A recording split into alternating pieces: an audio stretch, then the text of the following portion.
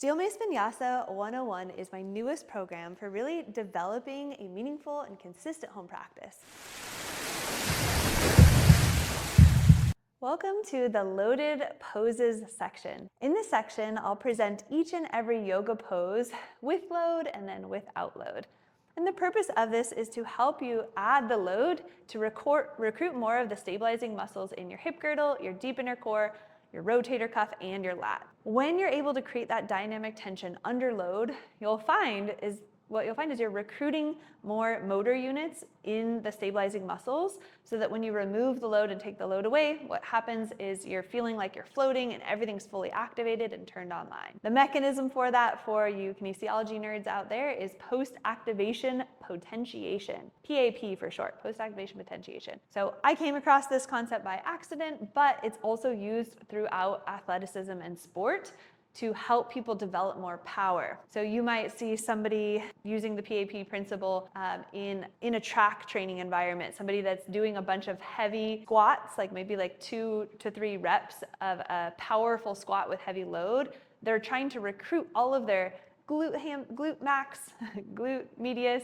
their hamstrings, their quads. They're trying to get all of the motor units recruited by doing that loaded movement really quickly, and then they'll go straight into like a 100-meter sprint, for example. So that's a way that PAP is applied in athleticism. It's also applied when people swing a baseball bat with a chain, like connected to a chain link fence, and they're basically creating all the torque of rotation of swinging that bat. And then they have resistance, maybe a band or maybe the chain, so that when you take the chain away, you bet you're swinging that bat as quick as you can. So the same concept applies in loaded asana. So when I perform asana, let's say I'm just doing a passive asana, like I'm doing Warrior One, I'm at a traditional yoga studio, no one's teaching me fascial tension, and I'm just hanging out here, and essentially I'm just standing. Like if I'm just hanging out in a pose without full activation, I'm standing with a bent leg and I'm lifting my arms up. That's essentially what's happening on a musculoskeletal level. Now, when I add a load, for example, my mace is in prayer position, or maybe my mace is in horizontal overhead, I'm ripping and crushing, I'm recruiting my rotator cuff, I'm recruiting my back glute, I'm creating torque in my legs, my trunk is online, I've got more activation in my lats and my deep inner core. So there is a purpose to training loaded and then unloaded, kind of in that order. So if you're new to yoga and all of the yoga asana are unfamiliar to you, you'll definitely want to practice the unloaded a little bit first, but sometimes you can actually learn quite a bit by just adding load and then removing the load.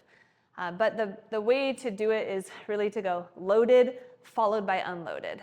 Loaded pose followed by unloaded pose. And when you do it in that fashion, that's when you're going to feel that like floating sensation and everything activated, and the pose feels really fortified and strong, and you feel more confident going into the pose. You feel more aligned, you feel like the right muscles are stabilizing. I've been using this for postpartum. I'm currently 7 months postpartum. I gained 57 pounds during pregnancy, and I think I've lost almost all of that. Probably have like 10 more pounds to go. But because I've been training this low intensity modality since I was able to basically get back into training, which is probably about 2 to 3 months postpartum, I was able to shed all of that weight because this is a low impact exercise that I'm training in my target heart rate zones. I'm incorporating that chug breath. I am training my stabilizers. I'm training functional movement patterns from all 6 buckets, training a little bit of yoga with load, which fortifies my yoga even more, kind of like supercharged yoga. So I just encourage you to really explore the loaded hatha style section. Even if you have a mace sitting in the kitchen or something and you just want to do like a warrior posture and you're like, I just want to do loaded Warrior One. Just take a pose, add some load, and then remove the load. Hold it for 5 breaths. 5 breaths with the load on each side. 5 breaths without the load. Boom, you got your one yoga pose in for the day. Obviously, we want to build a full prime condition flow circuit, but something's better than nothing. So I just encourage you to explore the hatha style, which simply means there's no vinyasa flow. It's just like a singular pose with load, without load,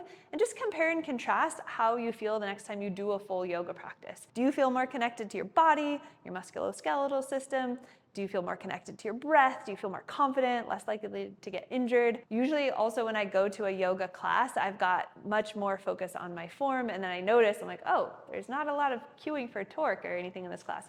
This is like kind of easy. So it will actually make your yoga feel a lot more easy when you train with load. All right, I hope you found this exciting and interesting. I hope it motivates you to get in there and try all of those closed hip postures, open hip postures, all the power postures with load, the balance ones as well, and I'll see you in the next video.